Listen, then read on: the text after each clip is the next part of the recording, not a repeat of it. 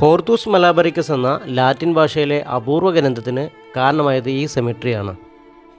ഇന്ത്യയിലെ കാലാവസ്ഥയിൽ ഡച്ചുകാർ മരണപ്പെട്ടു തുടങ്ങിയപ്പോഴാണ് ഗവർണർ ഹെൻറിക് റീഡിനെ തദ്ദേശീയ മരുന്ന് കണ്ടെത്താൻ പ്രേരിപ്പിക്കുന്നത്.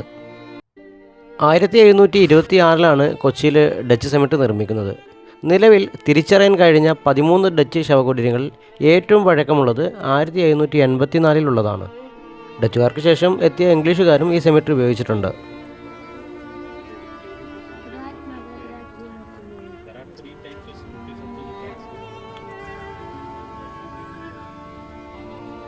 താഴികക്കുടത്തിൻ്റെ ആകൃതിയിലുള്ള ഈ ശവകുടീരം ഒരു ഇംഗ്ലീഷ് ഉദ്യോഗസ്ഥൻ തൻ്റെ ഭാര്യയ്ക്ക് വേണ്ടി നിർമ്മിച്ചതാണ്.